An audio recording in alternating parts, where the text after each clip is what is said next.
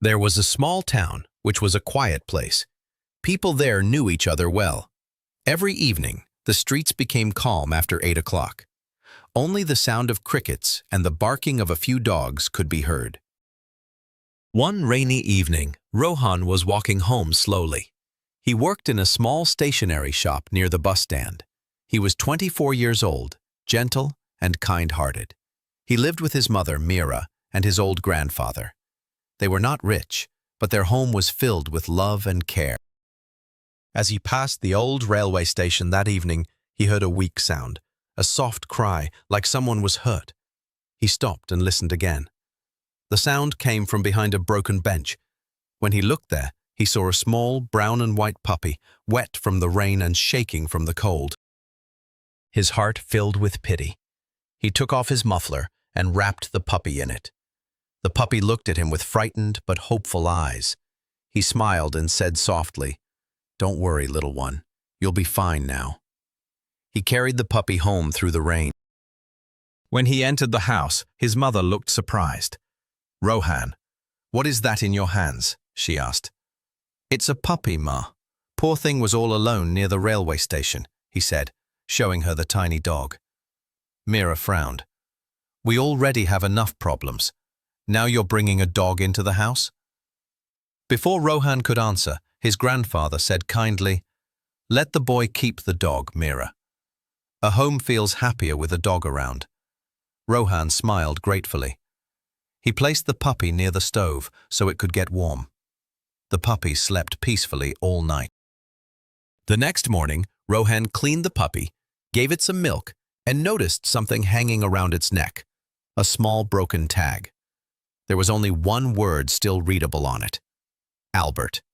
"Albert," Rohan said aloud. "That's a nice name. I'll call you Albert." And from that day, the puppy became part of their family. Albert grew fast. His fur became soft, and his eyes shone like brown marbles. He followed Rohan everywhere, to the shop, to the river, to the fields. The people in the town soon knew them both. Wherever Rohan went, Albert was always by his side. Every evening, after work, Rohan took Albert to the big banyan tree near the river. It was their favorite place. They would sit there quietly, watching the sunset. Sometimes Rohan talked to Albert as if he were a person. "You know, Albert, some people say this small town is boring. But I don't think so. It's peaceful. You can hear the birds, the river, the wind. You just need to listen." Albert would tilt his head as if he understood every word. Even Mira, who had first refused to keep the dog, slowly grew to love him. She often pretended to scold Albert when he stole food, but secretly she gave him an extra piece of roti when no one was looking. Grandfather loved watching them. He would often say, "Albert will teach you what true love means, Rohan." Time passed, and Rohan and Albert became best friends. Every morning, Albert waited for Rohan to wake up. When Rohan left for work, Albert followed him halfway and then ran back home.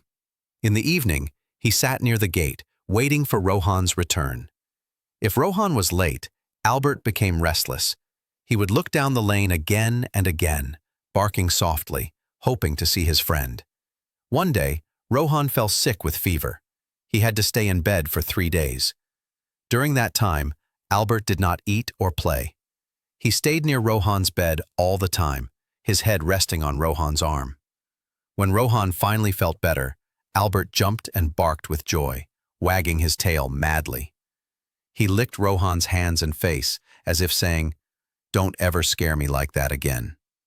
From that day, their bond became even stronger. Rohan often said to his friends, "Albert is not just a dog. He's my best friend." One afternoon in July, the sky became dark and heavy. The wind grew stronger and dust filled the air. Mira looked out and said, "Rohan, come home early today. It looks like a big storm is coming." "I will, Ma," Rohan replied. "I just need to finish some work at the shop." Albert barked, as if warning him not to go. By the time Rohan left the shop, it was already raining hard. The wind was wild. The trees were bending, and the streets were full of water. Rohan tried to walk fast, but the rain made it difficult. His umbrella turned inside out. Lightning flashed again and again. At home, Mira was worried. "Why hasn't he come yet?" she said again and again. Albert paced near the door, barking restlessly. When Rohan still didn't come, Albert ran to the gate, jumped over it, and disappeared into the storm. When Rohan finally reached home, soaked and shivering, Mira ran to him. "Thank God, you're safe.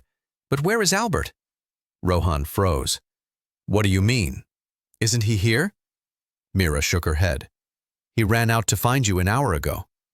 Without waiting, Rohan grabbed a lantern and went out again, calling, "Albert! Albert!" His voice echoed in the storm, but there was no answer.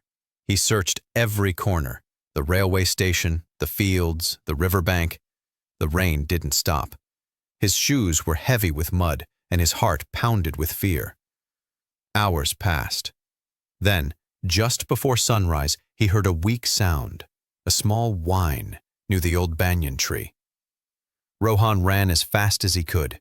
There, under the tree, he saw a heartbreaking sight. A big branch had fallen to the ground. Under it lay Albert, bleeding and weak. Rohan dropped to his knees. "Albert, oh my Albert," he whispered.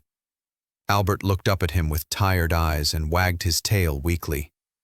Rohan carried him to the hospital in his arms, through the silent. The doctor looked at Albert and said, "He's badly hurt. I'll try, but it doesn't look good." Rohan stayed beside Albert the whole day, holding his paw. Albert tried to lift his head sometimes, but he was too weak. Mira and the grandfather stood silently nearby, tears in their eyes. As the evening light filled the room, Albert slowly opened his eyes. He looked at Rohan and gave a small whine, as if saying goodbye. Rohan stroked his head gently. "You're the best friend I ever had," he whispered. "Thank you for loving me." Albert's breathing became slow. Then he closed his eyes and went still. Rohan sat there quietly for a long time. He didn't shout or cry. His heart was too heavy for that. The house felt silent and cold. The next morning, Rohan carried Albert to the banyan tree, the place where they had spent so many evenings together. The rain had stopped and the sky was clear again. Birds were singing, as if the world didn't know what had been lost. With trembling hands, Rohan dug a small grave under the tree. He wrapped Albert in his old muffler, the same one he had used to save him the night they first met. Mira came and placed a bowl of milk near the grave. The old grandfather said softly, "Some hearts are too pure to live long in this world." Rohan covered the grave slowly. He stood there for a long time, looking at the tree, remembering all the happy moments they had shared. When the sun began to set, he whispered, "Goodbye, Albert." A soft wind passed through the leaves, as if Albert was answering him one last time.